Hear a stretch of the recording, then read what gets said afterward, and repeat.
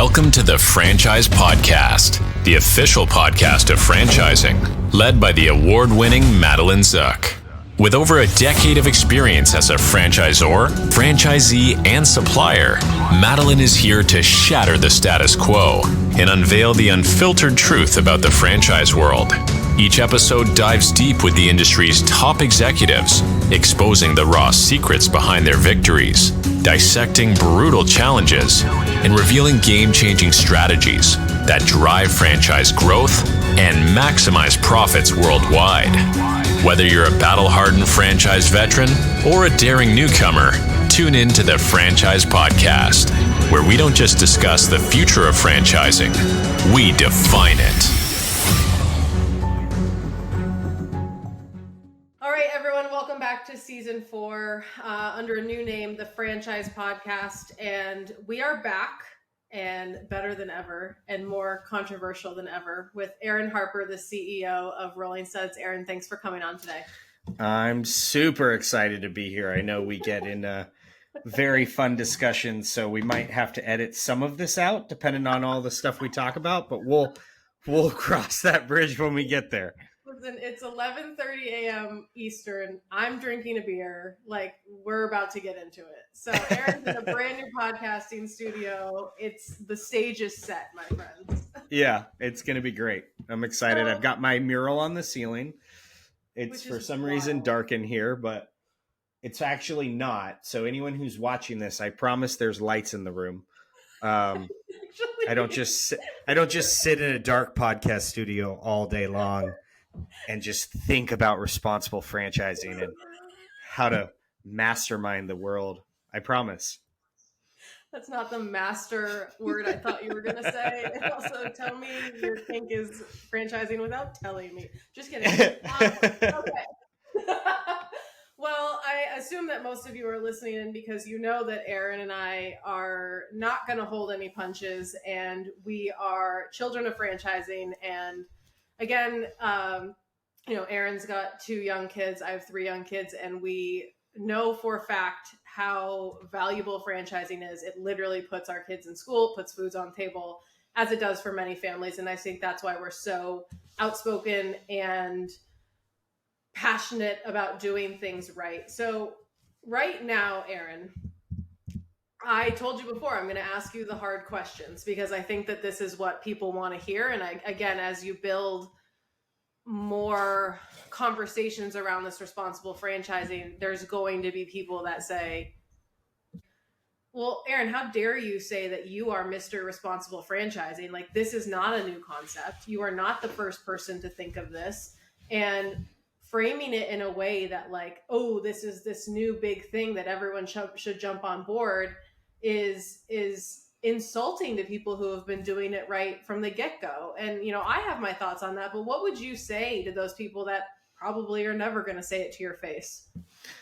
I would say I'm super glad that they've been doing it for decades or years. Like, without them doing it for decades or years, or however long they've been doing it, franchising wouldn't have been able to continue where we've come to it today. And I and you wouldn't have as much belief in the model if they weren't doing it for the last however many years they've been doing it.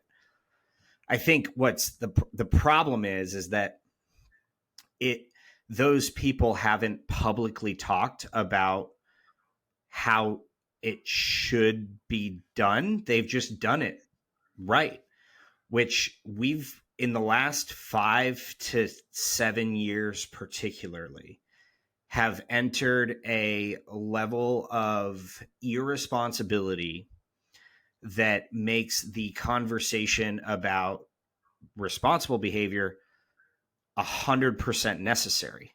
So I'm not the only one who's franchised responsibly. And I want to make that super clear to anyone listening. I don't own it. It is not mine. I'm not the only one who's done it. And if the perception is that is what I'm trying to do, that's not what I'm trying to do. In fact, I would like more people to talk about it publicly so it gets off of my plate and I'm not as associated with it, because I can't be the arbiter of responsible franchising. Like, the movement, the conversation, the mini movement, whatever you want to call it, has to have those people who have franchised responsibly create content in order for it to continue. They have to write blogs. They have to get on podcasts. They have to talk about how they've been doing it responsibly. If they don't talk about it, what's going to happen is we're just going to keep getting externally regulated from the people who are doing it irresponsibly, who are not only doing it irresponsibly, they're being put up on stage at these conferences and being financially rewarded for doing irresponsible franchising. So if that's where we're at as an industry, we have to look inward and say, what are we doing? Like, if we can't internally regulate irresponsible behavior, what are we even doing here? Like, why are we in franchising if we can't try to highlight what's good and also like condemn what's bad? And without those things, and without this topic, and without the actual, let's call it a brand of responsible franchising, like, we don't accomplish those goals. And so I would say to those people, we're on the same team. I can't do this without you. Like, I wouldn't be a proponent of this without them. Like, so. And I think that that's a great answer. I will say that from a kind of a content creator, thought leader standpoint, it's a lot of work to do what you're doing. And it takes a lot of time, and it takes a lot of money, and it takes a lot of effort. And it's a huge undertaking that most people are probably not going to do or don't want to do. So one, I want people to think about that stance. And two, it's working. You know, the term responsible franchising, I had never heard that term up until you started being public about it. Now, the assumption is that if you're in franchising, you're being responsible. But now I'm seeing the term responsible franchising on industry, circuit speaking, titles. I've seen it in an email from the IFA. And the idea that people are now focused, to your point, around this mini movement is allowing us to not just say, or I should say, it's allowing us to not just assume that everyone in franchising is doing it right. I think prior to this, there was always that notion of, make sure your franchisor is a good franchisor versus a bad franchisor. Those lines have been super, super blurry ever since the climb of, these brokers and these FSOs. And so again, I would agree that while you are the one that is in the spotlight, without that, I think assumptions are just that the majority of suppliers and brokers and franchisors are acting responsibly. And we have seen firsthand that that's not the case. And that might be a hard pill for people to swallow. It's not the case. And that's the issue. And I think that's the reason why a lot of people haven't talked about it, is because, and this is just an assumption, but is because talking about it would highlight the fact that there are so many irresponsible bad actors in the industry that it would potentially harm the industry in a way that, like, people stand back, say, I don't want to buy a franchise because they're even acknowledging that there's shady stuff. I am of the opinion that if we don't talk about it, we actually run a larger risk of this behavior not stopping. And through the content I've put out, it has created such a momentum and people reaching out to me. Like, I've had people call me crying. I've had emails that like keep me up at night about things that people are doing in this industry that are destroying lives. And so for those people who have been franchising responsibly, who are mad that the topic of responsible franchising is being discussed, I would challenge those people to hop online and write a post every single day for the next 365 days about how responsible franchising has impacted them, their family, their lives. One post. It can be on LinkedIn. It can be on Twitter. It can literally be copy pasted from every single social network. One post, 10 minutes, why franchising has impacted their lives in such a positive way, so that we can keep the movement and the conversation going. Because what happens is if there's not a bunch of thought leader, if we don't define it with a bunch of different thought leaders across the industry, we will have these people who are acting irresponsibly use the term, stand up on stage, pretend they're doing the thing, and then we have a term that's been fully bastardized and we can't actually use it because it actually now doesn't have any weight. So I can't do this, and the industry can't do this without us all being on the same team for the good of franchising. And I think people get mad when you might solicit, tell me your bad franchising stories. I want to hear how bad it is, because they think that it's giving attention or franchising a bad name. And I'm under the guise of like, look, any PR is good PR, especially when it comes to franchising, because it's still a relatively not talked about. People think it's McDonald's. It's so much more than that. But it's so much more than that. I would say that a lot of people don't realize how bad it is. And you and I have seen lives get destroyed. We've seen fraud. We've seen litigation. We've seen, at the end of the day, we've seen the worst of the worst.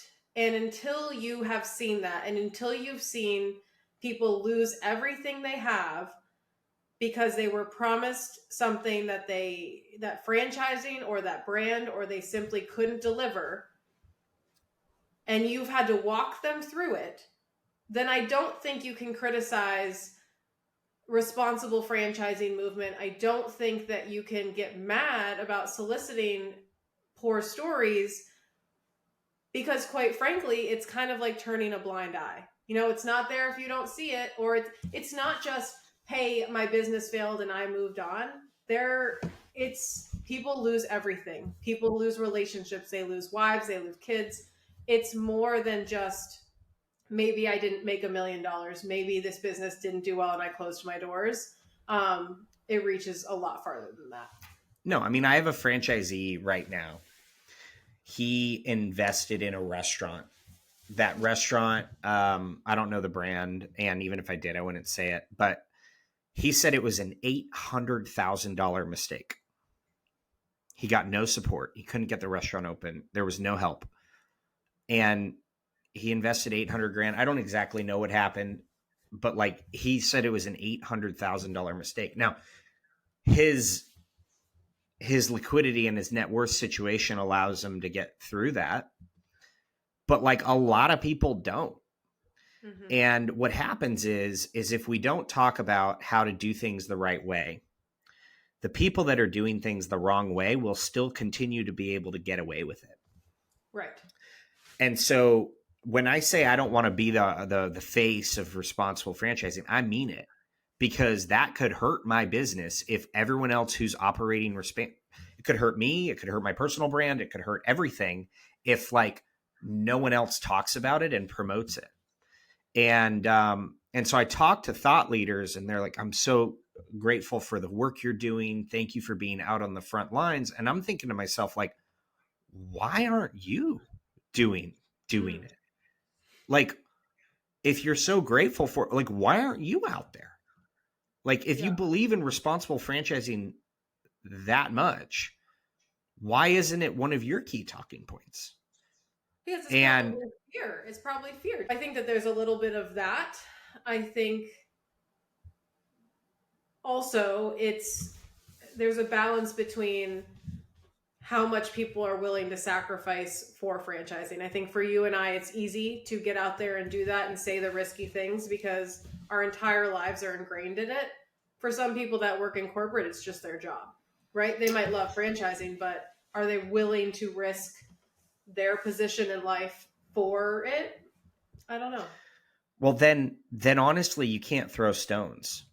If you're not willing to be out there and talking about the thing you believe so much about in order to continue to impact positive change within the industry, which, by the way, that is exactly what's happening. Like, I started writing about this 14, maybe 15 months ago.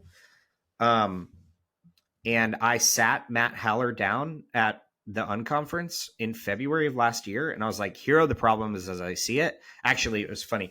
We were on the, him and I hadn't gotten close yet, but I've been meaning to like talk to him. And on the ski lift, I was like, Matt, I've been meaning to talk to you. I have some thoughts. Hold on. So on the ski lift, he's trapped. And I'm like, I've been meaning to talk to you about this, but out of respect, I don't want to ruin your day. So we're going to talk later this day. We're going to sit down at the bar and we're going to talk. And he's like, oh God. I was like, yeah. So, I sat him down and he was like 100% aligned with like the issues. And he's like, we've been working on this for a while, but like, we haven't gotten really traction. And so I was like, all right, well, like this is super important to me. And like, I'm going to start writing about it. And so now we have a bill being proposed in California, which if it's taken on, then all the registration states will do it. And once all the registration states do it, then it's going to be a standardized probably practice across the entire United States. If we didn't do that, California would have made up their own rules and what is the bill? So the bill is about broker and franchise seller pre-sale disclosure. So it is now, and it'll get passed. I don't see why it wouldn't, but basically brokers, franchise sales organizations, anyone involved in the franchise sales process will have to provide their own franchise disclosure document, essentially. And they'll have to list every brand that they've worked with, the compensation they've been paid for that brand, if there have been any lawsuits with the brand, and they'll have to list every single person they've ever placed. I think there's some other things in there, but it's essentially providing like a ton of transparency to someone before they decide to work with a franchise seller. I love that. I think so. This goes into what I get asked a lot, and like my specialty is Fran Dev and obviously marketing. And right now, what I talked about on Leanne's podcast was what I'm deeming the broker bubble. So people right now are saying organic doesn't work and this and that. I'm not telling you anything you don't already know, but for the sake of our listeners, what I'll say is, brokers close exponentially faster than organic. Now, brokers, lead portals, every brand, you name it, are all going after the same candidates, the same keywords. So because now with the FSOs and brokers being very popular and very quick, they're driving the costs up. So now organic seems even slower or even less affordable. But because of this competition, the standard commission of $30K is not enough. Now I've heard from brokers that it needs to be 40 to 50, maybe 55 if you really want to get attention and get those leads and get them to close. So now brands that could afford it, because new brands can't afford that. Now brands that can afford it can't or don't want to. And so they're going to start reverting back to organic. And not only that, the primary driver here is private equity. People realize that private equity is scooping up a whole bunch of brands that have sold units, not looking at sold, not open, not looking at sold open, just sold units. There wasn't a focus on validation. And the Fran Dev seemingly just came naturally. Now, I think that they've learned a lot over the last couple of years, and they're going to stop doing that. They're going to start looking at the churn rate. They're going to start looking at the closed, not open. And a lot of brands, I think, are going to back off from the I need to sell as many units as possible. And it will probably start, to equal out again, the broker versus the organic, because we just can't continue on at this pace. Now, I think with your bill, I think that's incredible, because I have friends that work at FSOs, and I don't want to come out here and say that they're terrible, because I do see the need for professional franchise development people. However, if you are not willing to be that transparent, because franchises have to, that's what the FDD is. If you're, Right. as a franchise sales organization or a broker, not willing to be that transparent because you think it's going to hurt your business, then therein lies the issue. Well, incentives aren't aligned properly. Correct. And this is what I've seen. And I should clarify to the listeners, like, I operate in the broker space. I have grown multiple businesses via brokers, and I would not be where I'm at without the brokers that I'm close with. And I believe that the brokers that I'm close with operate ethically. They operate intentionally. The reason they present my brand or businesses I'm involved with to their candidates is because they know that that person has a chance for success.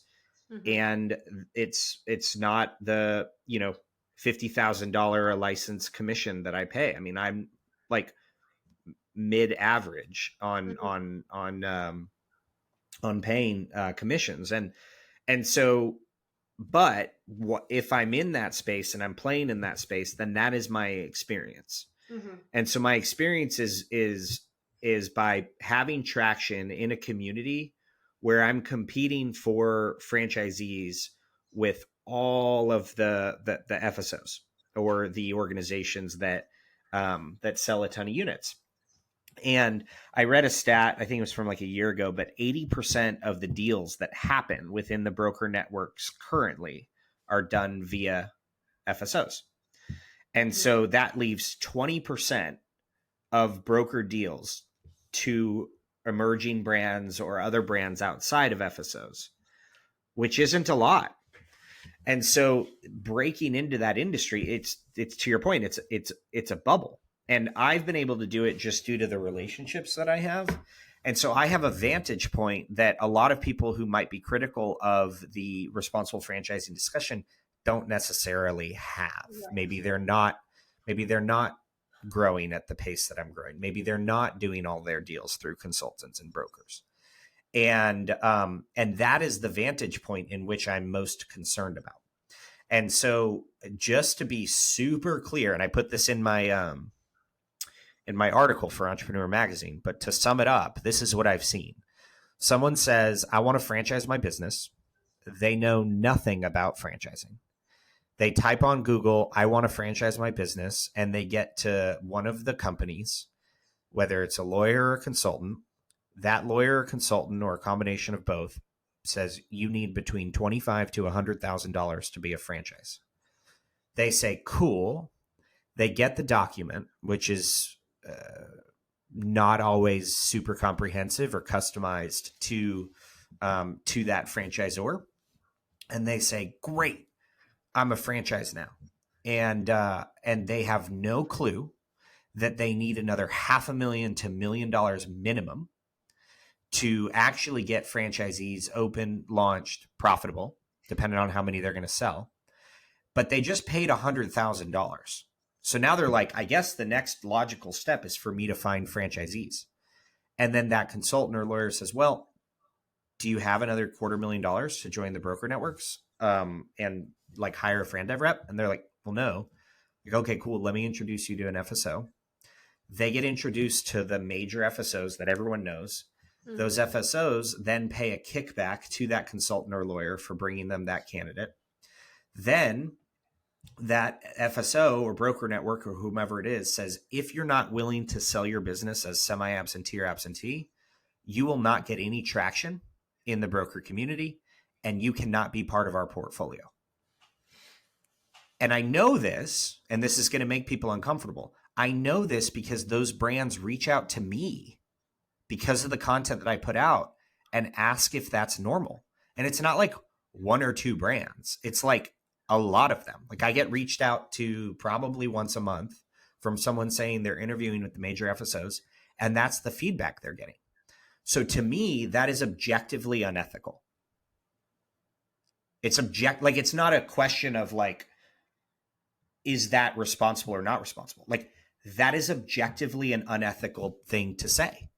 And so what they do is they say, okay, well, I guess that's normal. They join the broker, they join all the networks, they pay $200,000. There's very little vetting in terms of how much capital that brand has. And I know that because that's the first question I ask is how much, before we talk about which FSO you're going to hire, how much capital do you have to go towards franchising? 9 out of 10 times, it's less than $100,000 that they have to go towards franchising the business. So then they sell 100, 200 units to a bunch of people who don't think that they have to work in the business at all. They keep their job full time. They can't get the units open. You've got people buying territories in a different state where Country. different state, full on. Country, different country, they're buying, they're a master franchisee for the Southeast, and they're not leaving their job. And then they can't do anything. And so then what happens is, and this is part of the issue, and I want to be clear, like, not all FSOs operate like this, not all brokers operate like this, but a lot of the major FSOs do. And so then this person who just wanted to franchise their epoxy coatings business has a bunch of franchisees that are pissed off because they came in with the wrong expectations. They're not engaged in the business, and they were never planning to be in the first place. They still have their job where they're making $100,000 a year. By the way, they took out an SBA loan to pay for this, by the way. Like, so the financing side of this, there's responsibility there as well. And then private equity says, well, I'll come in, I'll buy the problems. Maybe they're getting 10 million instead of, if all those units are open, they'd maybe get 50 or whatever. Yeah, fine. The private equity companies are getting a discount. Fine. But the message that acquisition sends to future founders is, all you have to do is do all this bad stuff and you can become a millionaire. And so basically what's happening throughout that entire life cycle of a franchisor is everyone is getting rewarded for bad behavior the whole way up. The whole way up. The consultant's getting $100,000. The FSO's getting the entire franchise fee along with the brokers. The private company's getting a sweet deal, and the franchisor's exiting. And that's like best case scenario, by the way. Like, a lot of franchisors don't even make it to getting a unit sold. And that consultant sometimes asks for equity in the business. And I call that something called equity for access, which is something that I've seen happen, which I also think is objectively unethical. Saying, hey, you want some introductions? We'll take 15% of your business. So all of this behavior, in my mind, is abusive. And I have zero qualms with saying that. And so if someone else wants to come out and disagree with me and say, no, this is why it's ethical, glad to have that conversation. If everyone agrees, then all it is now we know what the problem is. And I love figuring out what the problems are in business, because then you just have solutions. Then it's all about just finding solutions to the problem. So if anyone disagrees with me that is not a systemic issue, I'd be happy to have the discussion. If everyone agrees with me that is a systemic issue, then it's, what are we as an industry doing to make sure that doesn't happen for the next 20 years? And if we're doing nothing, then we are enabling irresponsible behavior, which then makes us be irresponsible. And I agree. I mean, my issue is not with the brokers, and not necessarily with the idea of an FSO. My issue right now seems relatively unregulated. And it seems, to your point of, I've always said, when I left working at a franchisor that was bought out by private equity, I was like, this is great. And I applaud people on both sides, but I am not in the business of making millionaires bigger millionaires. And right now, I think that is a huge focus in the FSO. And I'll say it here, not a single time has an FSO ever reached out to me to have a conversation.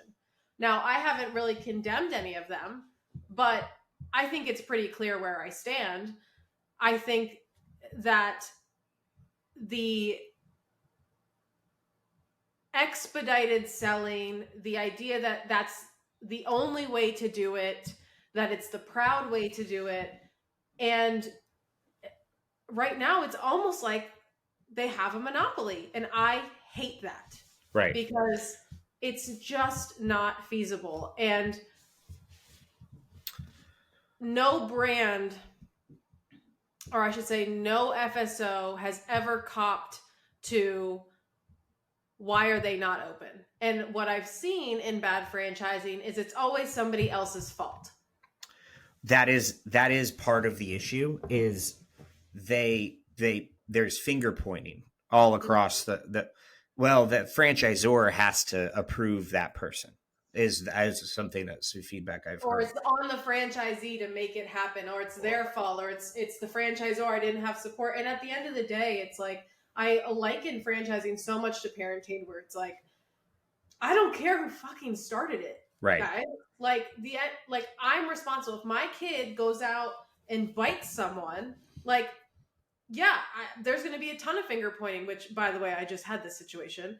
And I was like, but I'm still accountable and I'm still responsible for that because that is my child. And if you are, as a FSO or whatever, taking on a franchisor as your client, that indeed is your responsibility. That is now your child. That is now your client, just as the franchisees are the client of the franchisor. So I think, too, I want to clarify here that we're not necessarily talking about quick growth, because I think people think, oh, FSO is irresponsible because they're growing really quickly. No. And yes, usually when you grow really quickly, and I'm talking 100 plus units in a year, it's very hard operationally to keep up with that and support them all. And so I want to put you under the spotlight, Aaron, because there's times where it's crossed my mind where I'm like, is he going to be able to operationally support them? Yeah. And I want you to be able to speak to that because, again, you can see your post where you're like, we're at territory 200. We sell 5 packs only, and it aligns with a lot of what people think is irresponsible, which quite frankly it is, unless you have the ability to responsibly support them. Right. So what does that mean to you? And how do you make sure that you don't become one of these irresponsible franchisors that can't support the crazy growth? So I knew when franchising this business that we were going to grow quickly. Like I just knew that if I started that train as I had with other brands, like we would grow quickly. Mm-hmm. And just before I get into answering your question, like if someone doesn't have business experience or a significant amount of capital, they are not allowed to buy more than 3 territories. I just don't do single units because I'm just not looking for 1 unit operators. So the minimum we do is 2. So I have allowed certain people to buy more, but like it's the largest Fast Signs franchisee that does $42 million a year, or it's someone who had an exit for, a 9-figure exit. And so he's getting 5 territories. You know what I mean? So like there's some systems and processes that I've built in for awarding the right number of territories to the right operators. And so the other thing I'll say is like we turn away more than we bring in. Like we've turned away now 59 operators who had the capital, which is a little over $10 million in revenue that I've turned down.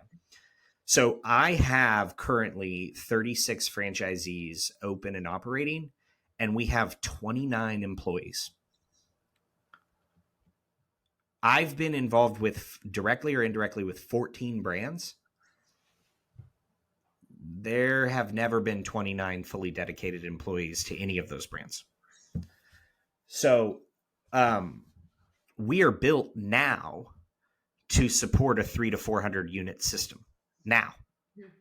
And I did that on purpose, and I raised a significant amount of capital, and we have broken stuff. Like we've broken suppliers. We've broken call centers. We've broken, like we have done that, and we have been nimble and we have fixed things. I am not perfect. However, I've seen a lot, and my experience is in franchising. So that is a very different situation than someone who has a good HVAC business that decides they want to become a franchisor. It just is. And the truth is, and this is part of the issue, is most people shouldn't become franchisors. They just shouldn't. Mm-hmm. And it's not because they don't have a good business. It's because franchising is a completely different business that they know nothing about. And being a franchisor is hard. You're telling me. It's hard. You're in it is a thankless job, and people may say like, oh, I'm complaining. No, like franchisees are business owners, and they are never fully satisfied because I'm a business owner. I want everything. And once I reach a certain goal, I want another one. And so we have to approach these situations with compassion and care and realize that, yeah, we're a punching bag sometimes, but that's part of being a franchisor. So someone who has the HVAC business that doesn't want to franchise, they now have to say, okay, love my HVAC business. I'm not going to pay any attention to that, which means that the capital from that business will likely dip unless they've got really good systems and processes in place and they can fully step away. And I'm going to go into this other business, which is a startup, and I know nothing about it. I'm going to burn cash for 3 years with the hope that we start to get to some royalty level that is meaningful, which I think it takes an average of 10 years to get for franchisors to get to royalty self-sufficiency. So think of how few people make it that long. And during that process, they're going to get beat up and they're going to break stuff and employees are going to quit. So they're basically saying, I'm going to stop paying attention to the thing I love. I'm going to start this startup. I'm going to burn cash. Like, it's not like if most people knew that was going to be the path that they would have to take to franchise their business, they'd say, I'm not doing that. And so one of my personal missions is to create content at scale and build an audience that teaches people how to franchise responsibly, how to choose and vet suppliers, how to create a discovery day, how to do an intro call, how to develop systems, what technologies they need to use. And I'm going to do that until we have millions of followers so that we can make franchising more mainstream. And I will get critics the entire way up. I will. And I'm cool with that because the mission of making franchising more mainstream is more important to me than what people think about how I'm doing it. Like, it just is. Because I've realized that the highest leverage thing that I can do in order to properly accomplish this mission of making people realize that franchising is good and that we've acknowledged that what has happened in the past and some of the stuff that is currently happening is not acceptable any longer.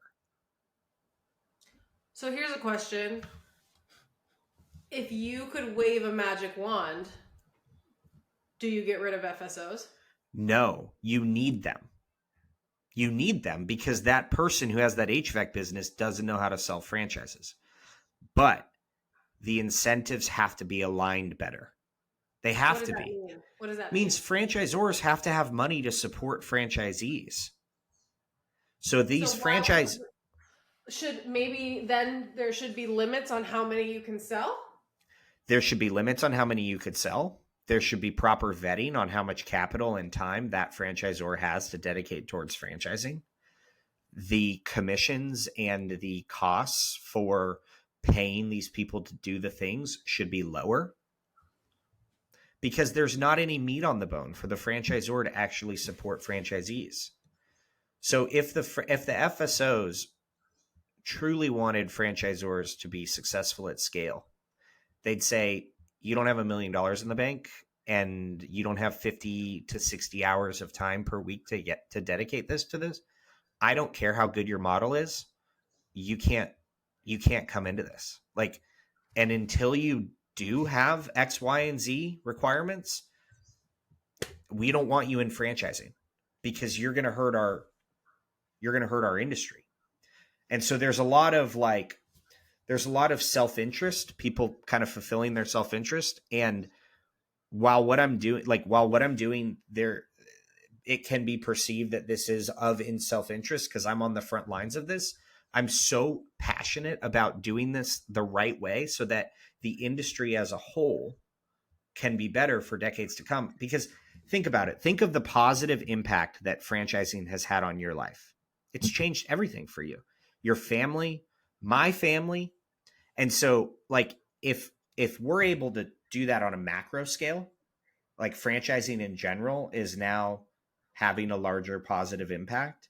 Think of what franchising can do for the greater public if we stop operating in this weird corner we've been in for decades.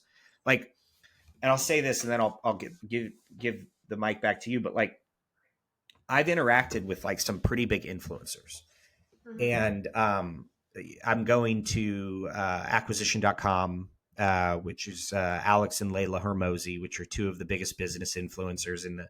I'm going to their facility I'm going to their headquarters in Vegas with a couple of my team members in June. Next week, I'm going to hang out with Cody Sanchez in Austin, Texas, who's another influencer with millions of followers. And the responsible franchising message is resonating with them because they feel that franchising isn't fair to business owners. They just feel that way. And whether that's right, wrong, or indifferent, that has to change. It has to be fair to the franchisees. And we have to make sure it is in the industry. Because if we're not making it fair to franchisees, why are we even here? What's the point?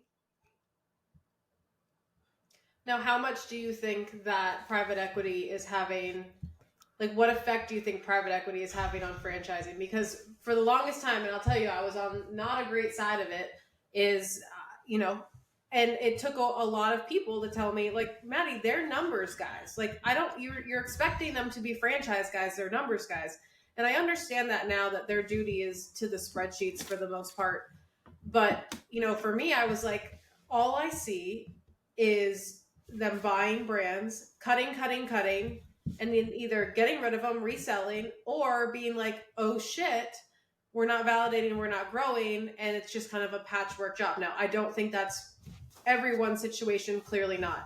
But so I was always under the guise that private equity hasn't been good for franchising. And I see now the benefit of it, not only for the buyouts, because I have a better understanding that, yeah, most people grow a business to eventually exit. I have a better understanding of that now. And I also have a better understanding of the capital it takes for franchisors to succeed. Sometimes they just simply can't do it on their own, or they can't raise enough. But what is your take on their play in franchising? And do you think that this huge PE bubble that we talked about, the broker bubble, the PE bubble, is now overshadowing the greater good of franchising? Or do you think that there's still an opportunity for PE to provide a supportive stake in the industry? I do believe that, just like I said, that FSOs aren't universally bad. I don't think that PE is universally bad. I think incentives need to be properly realigned. So I think in a perfect world, a private equity company finds a brand very similar to I did with Rolling Suds. That franchisor is like, oh gosh, this is gonna take everything I've got. I don't have the time or want to do that. But I do think that my model is good and I want to see it across the country. Private equity comes in and says, listen, we do believe your model's great. In fact, we're going to give you all the money you need to make sure we see this across the entire state. We want to fulfill your dreams. We have a set of operators in the franchise industry, and we want to invest, and we want to put someone, a COO, in place that has experience in franchising to run this. Now that franchisor has capital, they have the operational support. I mean, they're going to need more people, but you get the idea. And then they go to FSOs, and the FSOs say, do you have the capital necessary? And private equity company says, yep, we're here. We're ready to fund as whatever it needs to get this out there. We've got a trusted operator in place because we've got 200 of them that we think could do a really good job, and we've seen them do it before. And the FSO confirms that. And then they say, all right, we're not going to take all your franchise fee. And in fact, you're not going to lose money on franchise sales. We want to have this more even split so that you can actually accomplish your goals. But before we take you on as a brand, we need to see your 5-year model and who you're going to hire and when you're going to hire them by. And at any point, if you stop executing on that, we're going to drop you because we don't want to see franchising fail.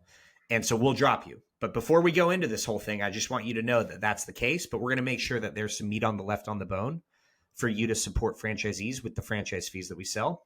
Also, tell me exactly who your buyer is. What are their characteristics?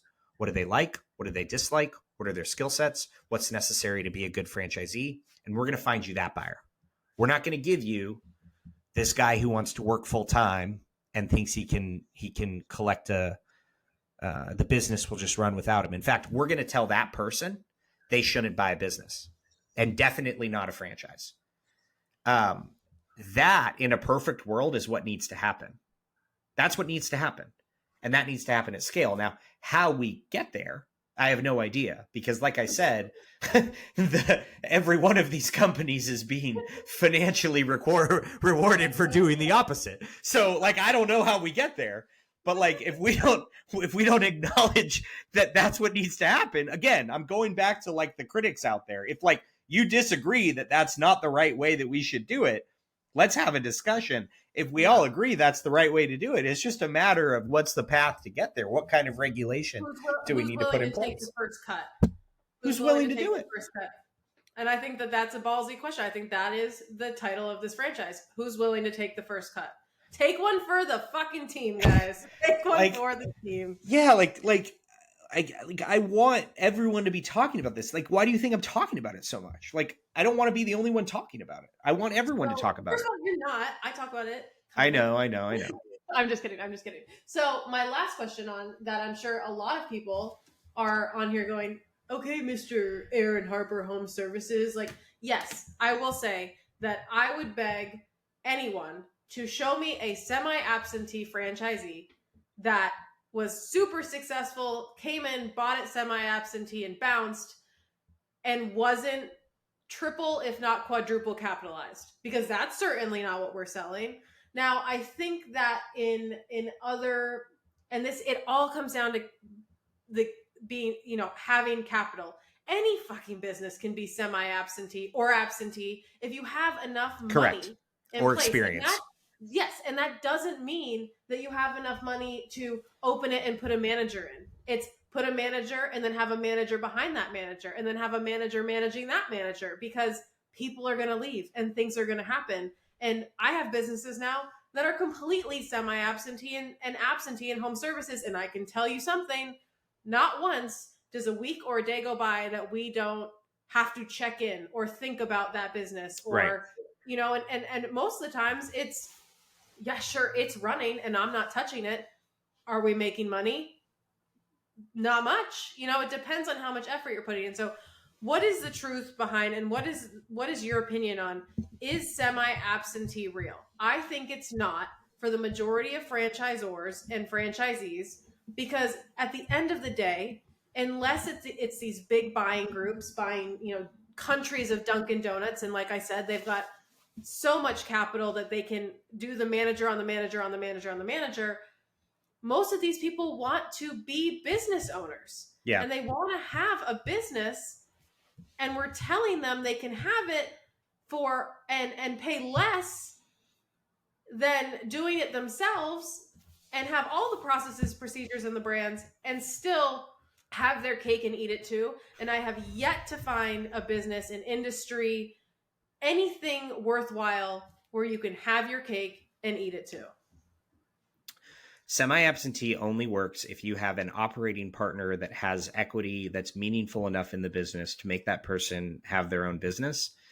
And if the franchisee is comfortable burning cash and is thinking in terms of enterprise value versus how much money am I taking out of the business. And most of the people who come in semi-absentee, they are under the assumption, oh, and by the way, this is another thing that I think is objectively irresponsible. On the second call that these franchise sales organizations do, especially the big ones, is a unit economics call where they are plugging in the dollar amounts into the Excel document on a Zoom and then sending it to franchisees, which that should be illegal. I don't know why it's not. I thought you couldn't do that. Oh, shit. Because, I know for a fact in FranDev, you cannot say lots of numbers. So I have people ask me in the franchise development process, can you send me your model so I can just plug the numbers in? Because like these 6 other brands just did it with me on a call. I'm like, cool, that's not allowed. And I have to like clarify that. And like, Do you think it should be allowed? no, Why? because everyone has different costs. Like the insurance cost in New York, for example, for a Rolling Suds is double annually what it costs in California. So for me to say, all right, the average insurance cost is X percent, and I give someone a document that says here's your average insurance cost, and they plug in the dollar amounts and they deduce a margin based upon that, and then they go operate their business and they get an insurance cost that's double the amount, and they purchased the business under the assumption that they would have a certain margin based upon an average. Now they've made an investment where, and that could happen on all different layers of the P&L. Yeah. Labor might be more expensive. They might charge less per job because they want to get jobs in. And if I give someone a P&L that says that they're going to get X number of dollars with X number of return, first of all, I set franchisees up for struggling and potential failure. And I set myself up for lawsuits as a franchisor. And I think part of the, part of the issue is that there's no recourse. We've had multiple franchise brands that have been oversold and then have sued the franchisor. And this potentially is post a private equity acquisition. And so that private equity company or that platform organization that acquired the business is now cleaning up the mess, which I've been on that side of things too. Yep. But the damage is already there. You've got franchisees that were told that they could run a business with a manager and make $160,000 year one. And that's not only not condemned internally, we allow that to continue to happen. And then we take the people who are doing it and we put them on stage. And so we have to look inward. We also blame the franchisee. We blame the franchisee. We have the model. We're telling you what to do. You're not doing it. It's not my fault you run out of money. Yeah, well, because they have a job full time and they were told they could run it semi-absentee. To your question about like, is semi-absentee real or is it not? I think the word should be struck from the vernacular in franchising. I don't think any business should be described as absentee. Like maybe semi-involved after you build a team might be a good alternative. But like, well, I think to your point, it's a franchise business. Now, depending on how much money and how much support and, partners and capital you have, then maybe any business can be absentee if you want it to be.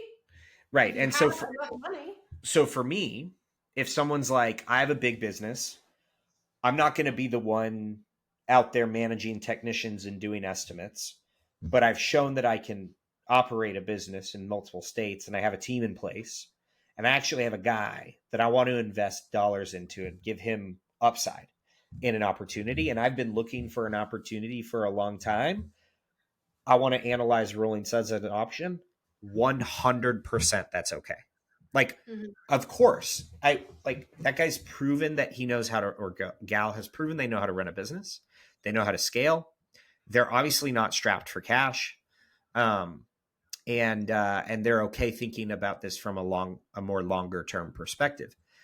But when someone comes to me and says, I have $175,000 to allocate towards a business, I cannot leave my job because I'm the sole provider of income in my house and I make $150,000. I have about 5 hours a week to dedicate towards a business. I tell that person not to buy a franchise. Person shouldn't buy a franchise unless they have a business partner that they want to invest in and they're cool not having any return. And I'll just give you guys this stat. I'll give the audience this stat. 9% of business owners, 9, make it to $1 million. 9. So out of 100 people who buy or start a business, 9 of them make it to $1 million. A good business makes a 20% profit margin. A great business makes a 20% profit margin. So at $1 million, you've got 200,000 in profit. The economics don't work for a manager and for a COO. And you pay someone $50,000 to deliver the service. You pay someone for a back office. You pay a manager to manage the service. You're hoping you get to $1 million so you can cover their salaries. The math doesn't even work. Make it make sense, guys. Make it make sense. But, and I think too, like, franchisors are also on the hook for this. You know, I think we're saying a lot about the supplier partners, but we are part of that 9, my husband and I, and Yeah. I give all the credit to my husband. I will say we've started 3 more franchise brands and opened multiple territories of each. Every single time we've opened one, and mind you, 3 are with the same franchisor, they have said, you have to be the mayor of your town and you have to give 100% of your time to this brand. And I'm like, guys, I know you're trying to sell us, but Right. also, like, you know that we have one of the biggest maid pros. So where do you think that time's coming from? Right. And you didn't build that into your pro forma of like, Right. we Sure. need a manager. So sure, our marriage probably suffered because he's out there not with a manager going and killing fucking bugs and building closets for a year or 2 until we got it to break even. But a lot of people can't do that and won't do that. And franchisors, I think too, are just underestimating what that multi-unit and what that multi-brand looks like, because ideally that's what they want. They want their owners to buy more territories. It's less money. They want to grow in brands. They want to get acquired. All the royalties grow. And I think that is completely out of whack as well. And the cause of, and then what happens of all of this is that people close, and they close before opening the other 4 territories that they bought. They might close the one that they had within 24, 48 months, or they're going to have other brands and they're going to shut them down. And so now we're at churn rate. And now people are starting to pay attention to the amount you have closed more so than ever, because it's going to affect validation. And not only that, they're looking at, well, shit, most of your new franchisees closed, and that's why you have so many closed, not open. So in your eyes, what is an appropriate churn rate or percentage year over year? Because I don't think that there's a standard benchmark. I think some people think that closing none makes you the best ever. And then there's some that think, it's appropriate to close some. So where do you fall in that line? Because I think that it should be, less than, I think it should be 5% or less, maybe year over year. But, there's some brands that it's way more. It is inevitable that franchisees will fail. Like, it doesn't matter how good your model is. Not everyone is cut out for business. And no matter how good I am at FranDev, there's no way I'll bat 1,000. There's no way my team will bat 1,000. We have JT on board, as you know, very close friend of both of ours. He won't bat 1,000. He didn't bat 1,000 with the brands he was on. Budget Blinds, grew to 1,600 locations. Every brand is going to have churn. The difference is, I think, with whether churn is okay or not, is if the franchisees know exactly what to expect going into the process. So if they were told, this is how hard it's going to be, this is what it takes to be successful, this is how much capital you need to have, this is how long it may take before you actually start cash flowing, these are the types of people you need to hire, and you're not going to be able to do X, Y, and Z, and these are the things you're going to have to sacrifice. And they go into the acquisition of that franchise understanding that. And then they fail. At least we've done our part on the front end. And to your point about franchisors, yeah, they're the ones who take the franchise agreement and sign up that franchisee and commit them to 10 years. So there is an element of irresponsibility in the franchisor side as well, because even if they are being told by the FSOs that, we're not going to take you on unless you're willing to sell your business as semi-absentee or absentee, they still are probably seeing that big pot of gold at the end of getting to 100 units. And so they're like, well, whatever. And that's not okay, which going back to like the cycle of this, like of this emerging franchisor and the payout that they get at the end of the rainbow and the message that sends to future franchisors is part of the kind of systemic issue that we're facing. And so I've actually had a lot of these private equity companies that have acquired some of these businesses call me up and say, Aaron, we're not buying businesses anymore until we talk to every franchisee. And we'd like to know how you structured your deal with the Rolling Suds guys, because we think that's a cleaner approach of taking a person who's not a franchise yet and building a franchise system around it from scratch rather than having to do a turnaround. Yeah. And I think something that like a private equity company or a fund could do is maybe they have a threshold of how much legal costs they expect they're going to have after the acquisition. And if it reaches a certain threshold above, I don't know, a percent of what the overall cost of the acquisition is, they say, I'm not buying this business, because they have to. If they're underwriting an opportunity where there's 60 franchises sold and 6 are open, they're definitely putting a line item in there for legal. Yeah. Like 100%. And so I think that comes down to two, for the private equity, for the FSO, for you and I, the franchisee, the franchisor, you need to have that accountability. And you need to say, am I going to be the rule or am I going to be the exception?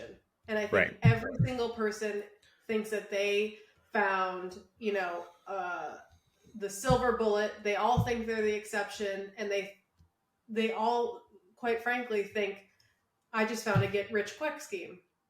And unfortunately, it's been true for the last couple of years for a lot of it. And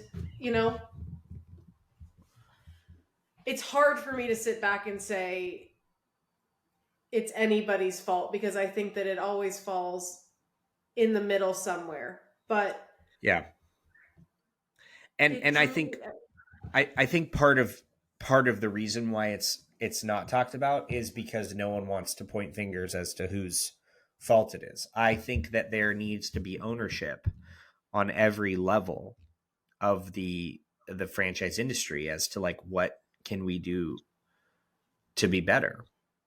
And it goes all the way down to the suppliers. Like, I have suppliers who have like a 2-man operation that are reaching out trying to win the Rolling Suds business. And it's like, are you kidding me? We're putting 8 franchisees on the road per month. Do you yourself, supplier, have $500,000 to build up your infrastructure to support? What kind of systems do you have in place? Do you know what you're actually asking for right now? And like, they don't. They're just trying to win the business. And so like, I think the acknowledgement of, okay, there are issues and we want to fix them. So what can we do to fix them is actually what's going to make change. And then we need to talk about it, and everyone needs to talk about it. And there needs to be forums, and there needs to be official language from the IFA. They put out their language yesterday that they've been working on. I don't know if anyone saw that, but like, they put like very clear guidance and recommendations of what franchisees can do to be more responsible, what franchisors can do to be more responsible, and what franchise sellers and suppliers can do to be more responsible. But that's just, to me, a starting point. And we have a lot of work to do, but like, we're not gonna get the work done by like just pointing fingers and saying, I don't want this person to talk about this, or this person shouldn't be talking about this. Like, we all have to be aligned on like, what's the goal? Is the goal to make franchising better or not? And I think the goal too is to bring to light, like, franchising has been around for so long because it is not a get rich quick. Right. But you can make more money by doing it right slower than you can doing it wrong. And you can make more money for everyone. So I think that the notion that if we have to pull back on selling and it's going to cost people a lot of money and yada, yada, yada, sure. But again, we're selling 10-year contracts. Right. So what does that mean in the long game? And I think we've lost sight of the long game. And the fact of the matter is I think that we are jumping over $1 to get a penny, or whatever that saying is. And if we can get back to the long game, everybody's going to make more money. Franchising is going to be inevitably more valuable. And we're going to get to where we need to go without hurting people in the process.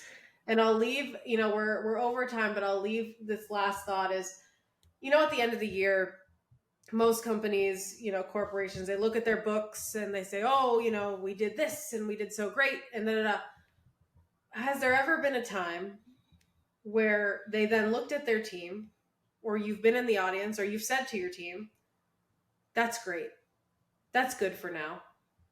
Probably never. Because again, yes, you always want to grow, but I think to what extent? Because now everyone's trying to beat their metrics. And if we're building metrics on irresponsible practices and irresponsible franchising, there never is going to be an end. And we're gonna run franchising into the ground, and there's going to be nothing left to build on. So I think sometimes it might be okay to say, I only want to grow X amount, and that's good. And we did that.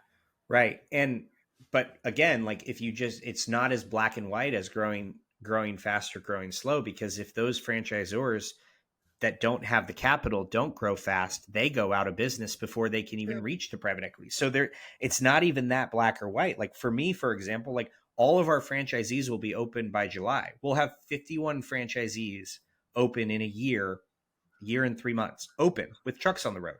But like that takes a lot of money and capital to get there. And the thing I'll leave your audience with is like, the reason why I harp so much on like the next generation is because there is currently a turning of changing of the guard, if you will. Mm-hmm.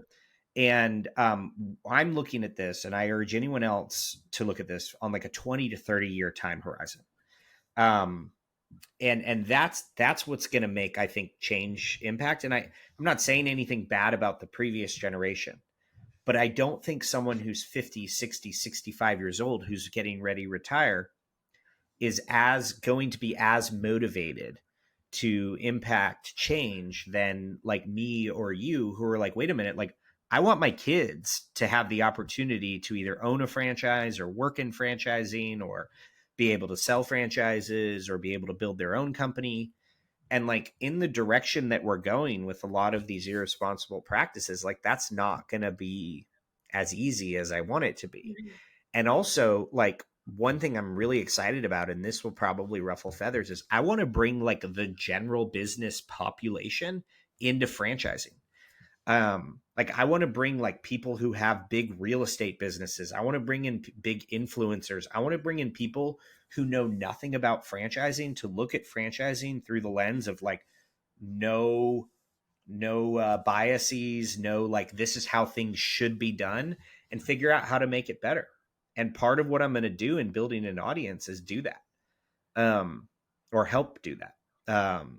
So anyways, this has been an amazing conversation, and I'm sure it'll piss people off. If you have any complaints, please file them in your complaint box in your bathroom. Yeah. Just kidding. Please send to, exactly. I think that's great. I think with your focus on bringing, new people in, and my focus has always been bringing brands together. In my opinion, a good franchise system, those franchisees are going to succeed despite franchise competition. It's us against consumer trends. It's us against independents. So you work out, I'll work in, and I'll meet you in the middle. Sounds great. We'll hopefully make some change. I love it. Listen, if you guys are interested in connecting with Aaron, you can find him on LinkedIn, or of course you can hit me up for his email. Check out Rolling Suds and Rolling Suds franchise. They are growing. As always, if you have any questions for myself, you can hit me up on LinkedIn. That's probably the easiest way to do it. And we'll catch you on the next episode of the Franchise Podcast. Thanks, guys. Thank you for tuning in to the Franchise Podcast. If you enjoyed today's episode, please remember to subscribe, review, and share.